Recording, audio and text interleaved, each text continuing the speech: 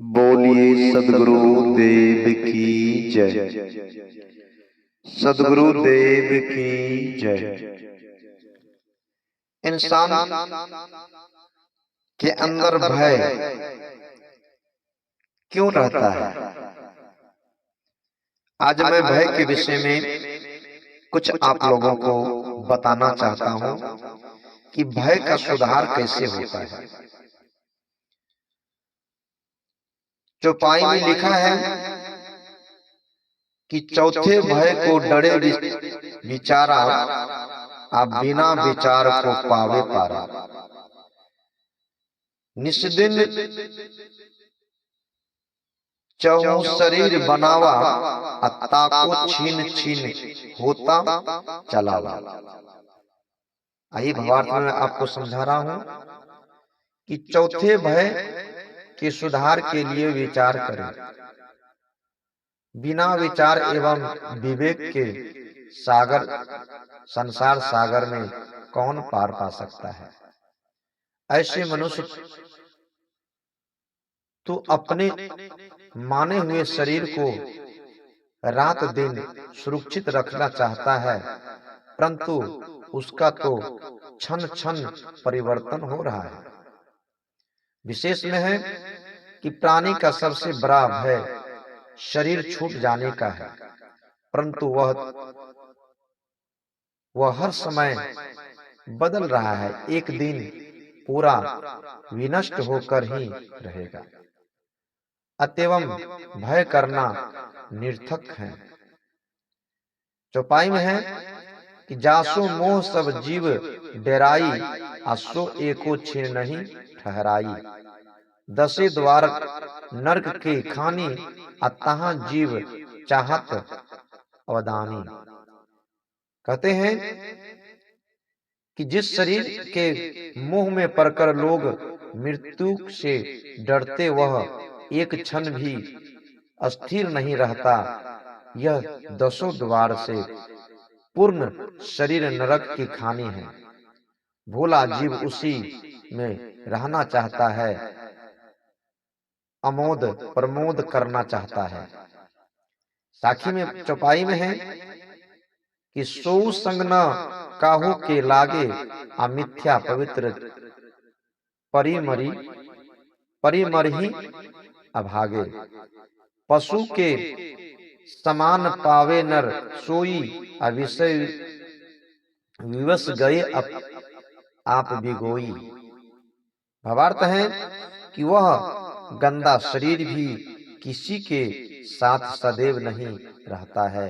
अतएव अभागे जीव व्यर्थ ही इसमें आसक्त होकर भय में मरते हैं।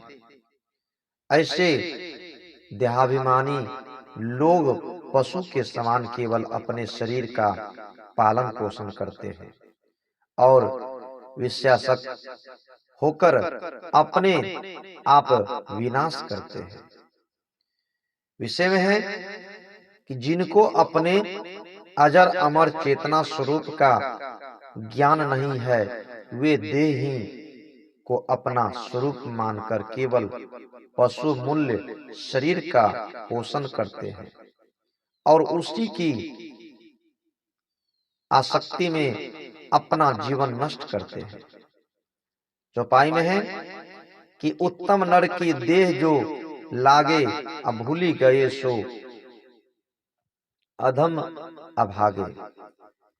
करहु विचार साधु रहो अपना, नहीं तो काल विवश है कल्पना। भावार्थ में जो कहा गया है कि जो उत्तम मानव शरीर कल्याण साधन सत्संग आदि में लगने योग हैं, उसे भाग्यहीन अधम लोग मलिन विषयों में लगाकर भूल गए हैं। अतएव जड़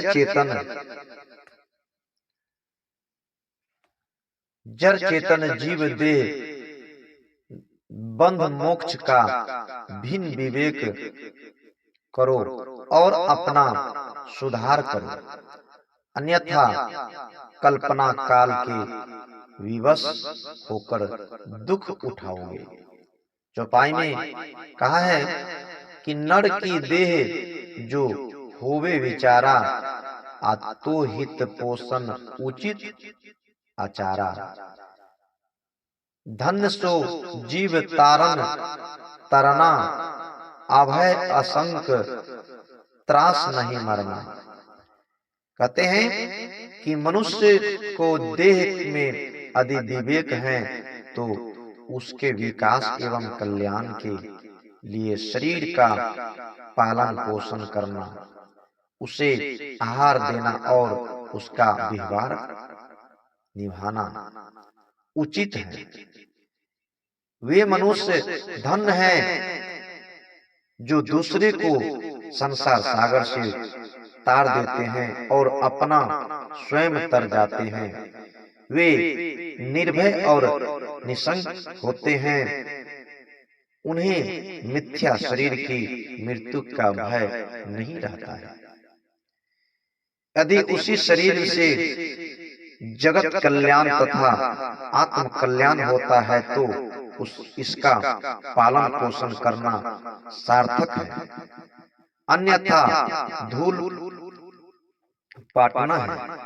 वे पुरुष प्रशंसा भाजन हैं जो स्वयं पर कल्याण में अपने नश्वर शरीर को लगा देते हैं, जो अजर अमर स्वरूप में स्थिर हैं, जिन्हें मृत्यु का डर नहीं है। चौपाई में कहा गया है, मृतक शरीर नाश सब भांति, अते ही अपनाए कौन कुल नाती, कौन कुल लाती। मनुष्य होय देह भय त्यागे, अपने कारज सो मन लागे। कहते हैं कि शरीर जड़ होने से पहले ही मरा हुआ है और सब प्रकार से नाशवान है। इसको अपना मानकर तथा इसमें ममता बनाकर अपना कौन सा मंगल होगा। मनुष्य शरीर तो मिला है, परंतु विवेक प्राप्त करके सच्चा मनुष्य बनो और शरीर के नाश होने तथा छूटने का भय छोड़ो और अपने कल्याण साधना से मन लगाओ। कल्याण साधना में मन लगाओ। साखी में कहा गया है, जो पद एको धीर न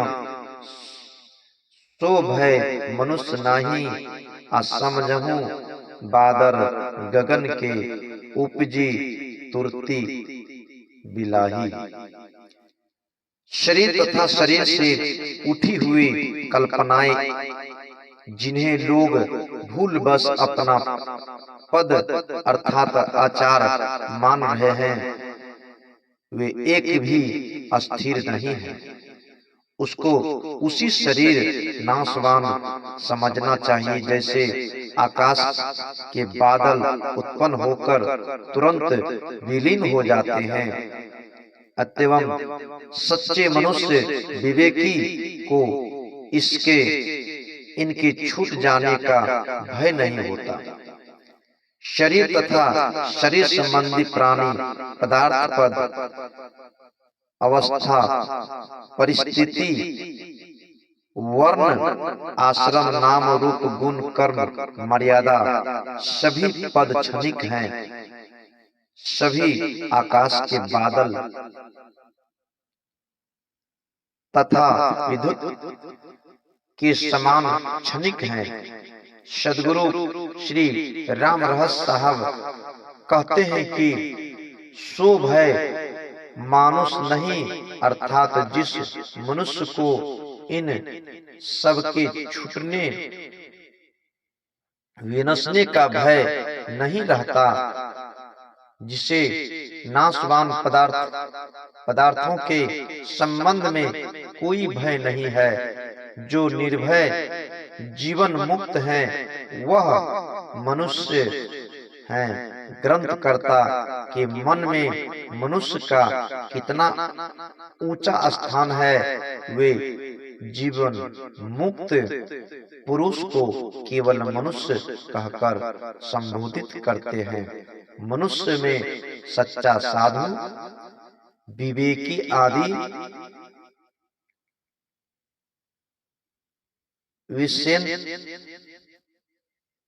विशेषण लगाने का भी आवश्यकता नहीं समझते। जो सच्चा मनुष्य हो गया वह जीवन मुक्त हो गया। बोलिए सद्गुरुदेव की जय, सद्गुरुदेव की जय। इतना ही वाणी कहकर अपना वाणी को देता हूँ विराम। बोलिए सद्गुरु कबीर साहिब की जय।